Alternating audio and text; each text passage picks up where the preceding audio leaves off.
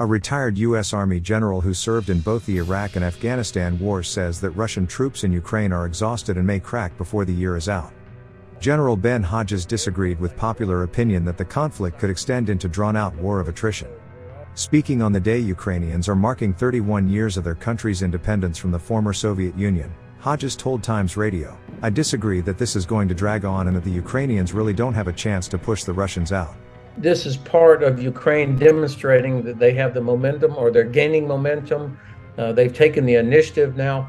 The Russians are not famous for disciplined security at airfields and ammunition storage sites. We've all seen video of ammunition stacked up on the side of railheads.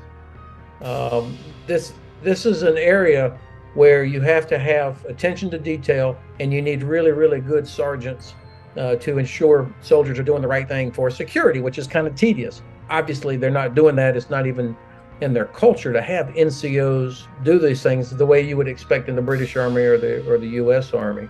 I think actually the Russians are exhausted. Their logistics system is exhausted.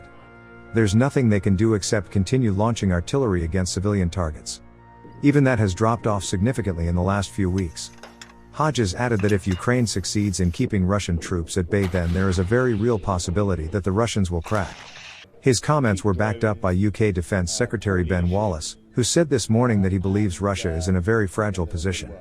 Speaking to BBC Radio 4's Today program, Wallace said, "I spoke to my intelligence chiefs this morning before coming on.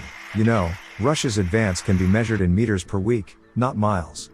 It is grinding in small parts of the country in an attempt to advance, completely opposite of the 3-day special operation that it touted at the beginning of this, 6 months ago.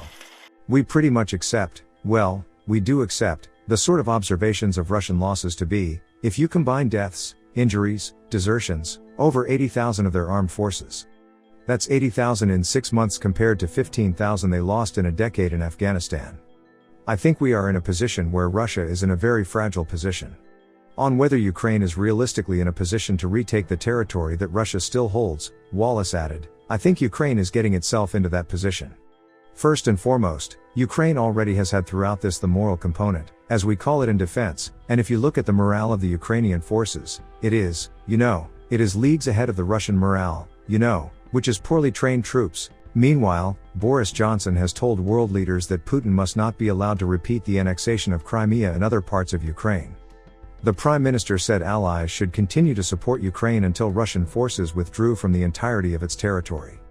Crimea was annexed by Russia in 2014, and Johnson warned that Putin would seek to repeat the process in other parts of Ukraine following the invasion by Moscow's forces 6 months ago.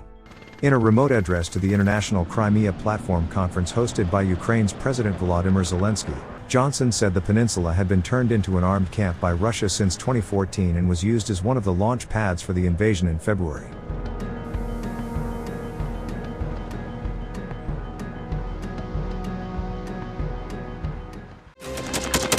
Thanks for watching, and don't forget to subscribe. Also, if you want to support Warthog Defense, please become our member and get early access to new videos, exclusive members-only videos, and become administrator in comment section. The membership link is in the description. Rescues every day. We had a guy last week at 6 rescues in 6 days. He's doing the job every day.